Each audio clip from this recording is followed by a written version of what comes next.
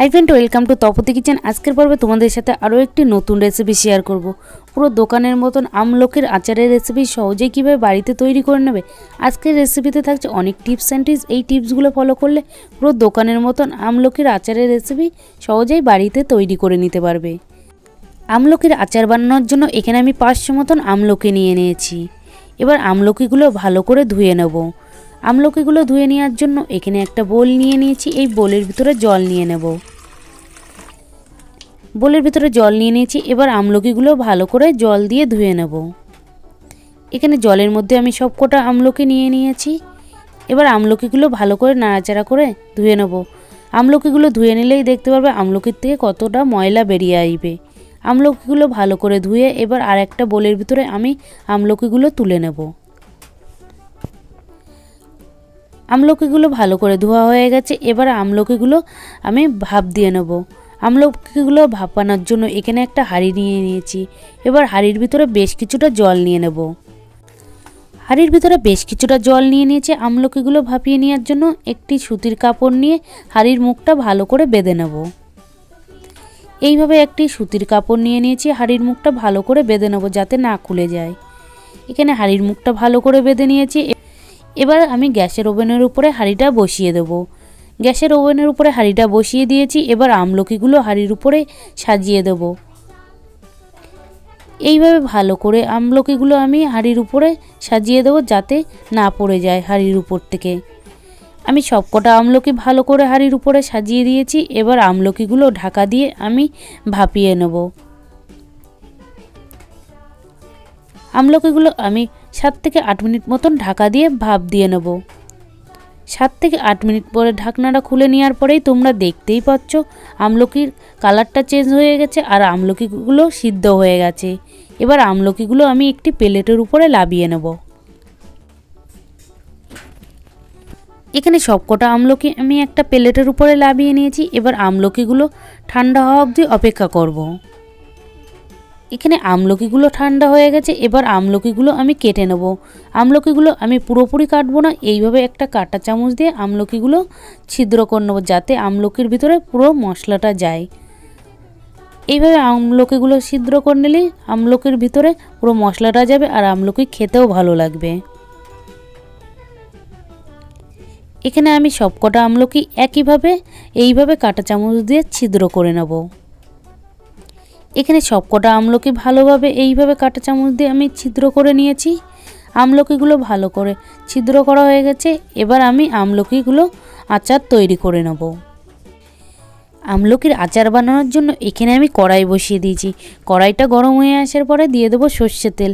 আমলকির আচার বানানোর জন্য এখানে খুব বেশি সর্ষের তেল ব্যবহার করব না, সামান্য পরিমাণে তেলটা দিয়ে তেলটা গরম হয়ে আসার পরে ফোড়ন দিয়ে দেবো গোটা শুকনো লঙ্কা 2টো আর দিয়ে দেবো রাঁধুনি 1 চামচ মতন।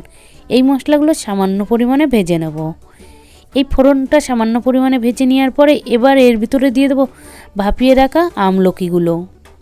আমলকিগুলো কড়াইয়ের ভিতরে দিয়ে দিয়েছি। এবার নাড়াচাড়া করে হালকা করে আমলকিগুলো ভেজে নেব। খুব বেশি আমলকিগুলো ভাজবো না, সামান্য পরিমাণে ভেজে নেব। এখানে নাড়াচাড়া করে আমলকিগুলো সামান্য পরিমাণে ভেজে নিয়েছি। তোমরা দেখতে পাচ্ছ এখানে আমলকিগুলো খুব বেশি আমি ভাজিনি।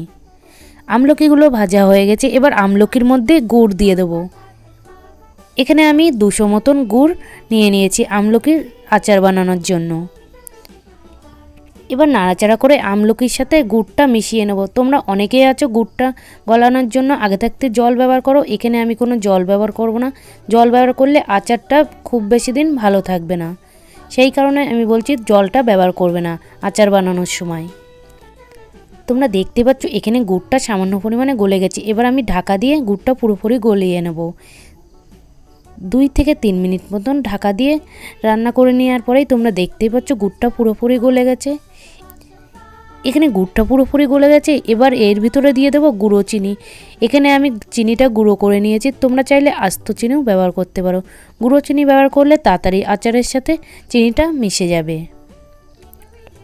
এখানে 2 বাটি মতন গুঁড়ো চিনি দিয়ে দিয়েছি। এবার চিনিটা ভালো করে আচারের সাথে মিশিয়ে নেব।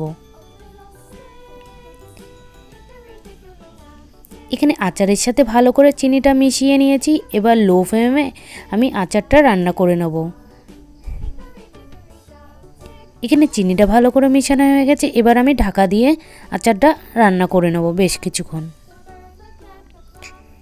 এখানে আমি 3 থেকে 4 মিনিট মতন ঢাকা দিয়ে আচারটা রান্না করে নিয়েছি। এবার আমি ঢাকনাটা খুলে নেব। 3 থেকে 4 মিনিট পরে ঢাকনাটা খুলে নেওয়ার পরেই তোমরা দেখতেই পাচ্ছ আমলকির কালারগুলো চেঞ্জ হয়ে যাচ্ছে। এইভাবে আমি বারে বারে নাড়াচাড়া করে নেব আর ঢাকা দিয়ে আচারটা বেশ কিছুক্ষণ রান্না করে নেব। বেশ কিছুক্ষণ রান্না করে নেওয়ার পরেই তোমরা দেখতে পারবে আচারের কালারটা পুরোপুরি চেঞ্জ হয়ে যাবে। আমি আবার ঢাকা দিয়ে আচারটা রান্না করে নেব। একইভাবে আমি 2-3 বার ঢাকা দিয়ে আচারটা রান্না করে নিলেই তোমরা দেখতে পারবে আচারের কালারটা চেঞ্জ হয়ে যাবে আর আমলকির কালারগুলো চেঞ্জ হয়ে যাবে। এইভাবে বারে বারে ঢাকনাটা খুলে নাড়াচাড়া করে নেব যাতে তলায় না লেগে যায়। সেই কারণে আমি বারে বারে নাড়াচাড়া করে নেব আর ঢাকা দিয়ে আচারটা রান্না করে নেব। বেশ কিছুক্ষণ রান্না করে নেওয়ার পরে এবার আমি এর ভিতরে দিয়ে দেবো 1/2 চামচ মতন এলাচ গুঁড়ো আর দিয়ে দেবো 1 চামচ মতন বিট নুন। এখানে আমি আচারের জন্য বিট নুনটা ব্যবহার করলাম, তোমরা চাইলে সাদা নুনও ব্যবহার করতে পারো। এবার এলাচ গুঁড়ো আর নুনটা দিয়ে দেওয়ার পরে ভালো করে আচারের সাথে নাড়াচাড়া করে মিশিয়ে নেব। এখানে নুন আর এলাচ গুঁড়োটা ভালো করে নাড়াচাড়া করে আচারের সাথে মিশিয়ে নিয়েছি। এবার আমি আচারটা ঢাকা দিয়ে আরও কিছুক্ষণ রান্না করে নেব। 2 থেকে 3 মিনিট মতন আচারটা ঢাকা দিয়ে রান্না করে নিয়েছি। এবার আমি আচারের ঢাকনাটা খুলে নেব। তোমরা দেখতে পাচ্ছ আচারের ঢাকনাটা খুলে নেওয়ার পরে আচারের কালারটা পুরোপুরি চেঞ্জ হয়ে গেছে। এবার এর ভিতরে দিয়ে দেবো 1 চামচ মতন গুঁড়ো মশলা। এই গুঁড়ো মশলাটা তৈরি করেছি খুব বেশি কিছু দিয়ে না, শুকনো লঙ্কা আর গোটা ধনে আর গোটা মৌরি দিয়ে এই শুকনো খোলায় ভেজে নিয়ে পাউডার তৈরি করে নিয়েছি এই গুঁড়ো মশলাটা। এই মশলাটা আচারের জন্য ব্যবহার করলে আচারটা খেতে আরও বেশি টেস্ট হবে। তোমরা একবার হলো এইভাবে আচারটা তৈরি করে দেখতে পারো। আরও একবার আমি আচারটা ঢাকা দিয়ে রান্না করে নেব। আরও একবার আচারটা ঢাকা দিয়ে রান্না করে নিলে আচারের রেসিপিটি পুরোপুরি তৈরি হয়ে যাবে। আচারটা আরও একবার ঢাকা দিয়ে রান্না করে নেওয়ার পরে তোমরা দেখতে পাচ্ছ আচারটা পুরোপুরি তৈরি হয়ে গেছে। এখানে আচারের ভিতরে এরকম একটু রসালো ভাব রাখবে, না হলে আচারটা পুরোপুরি জমে গেলে ভালো লাগবে না। এখানে আচারের রেসিপিটি পুরোপুরি তৈরি হয়ে গেছে। এবার আমি আচারটা ডেকোরেশন করে নেব একটা বোলের ভিতরে। তোমরা দেখতে পাচ্ছ আচারের কালারটা খুব সুন্দর হয়েছে আর আমলকিগুলো পুরোপুরি সিদ্ধ হয়ে গেছে। এরকমভাবে একবার হলো বাড়িতে আচারের রেসিপিটি ট্রাই করে দেখতে পারো। খুবই সহজ উপকরণ দিয়ে পুরো দোকানের মতন আচারের রেসিপি তোমাদের সাথে শেয়ার করলাম। আমলকির আচারের রেসিপিটি যদি ভালো লেগে থাকে অবশ্যই লাইক কমেন্ট তোমাদের বন্ধুদের কাছে শেয়ার করতে বলবে না। আর আমার চ্যানেলে যদি নতুন হয়ে থাকে তাহলে একটা সাবস্ক্রাইব করে দেবে নিত্য নতুন রেসিপি পেতে হলে।